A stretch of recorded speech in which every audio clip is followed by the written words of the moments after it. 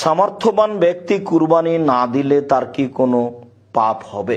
আমরা তো অনেকে মনে করি যে কুরবানি দিতেই হবে, যদি আমরা কুরবানি না দিই তাহলে গুনাহ হতে পারে। যদিও অনেকের ধারণা কুরবানি বলতে একটি গোস্ত খাওয়ার মাধ্যম, আসলে তাদের তো জানা নেই যে কুরবানি কত বড় ত্যাগের নাম। আল্লাহ তাআলা ইব্রাহিমের সন্তানের ব্যাপারে বলছেন, অফাদাই নাহু বিযিবহিন আযীম, আমি ইব্রাহিমের সন্তানকে ছাড়িয়ে নিলাম বড় কুরবানি। সব সময় সবচেয়ে কম দামে কেনাকাটা করতে ভিজিট করুন damgam.com। তারাও একটি গুরুত্বপূর্ণ বিষয়কে সামনে রেখে কুরবানি করেছিলেন। এগুলি থেকে আমাদেরকে বুঝে নিতে হবে যে কুরবানি একটি বড় ইবাদতের ব্যাপার। যার অর্থ বৈধ, যার নিয়তে ত্রুটি নাই, সেই কুরবানির নেকি পাবে।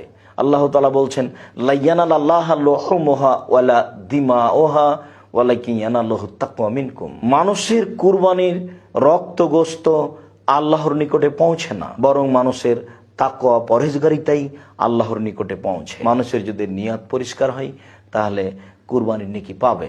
সম্মানিত দর্শক মণ্ডলী, কুরবানি একটি গুরুত্বপূর্ণ সুন্নাত, মানুষ করলে নেকি পাবে।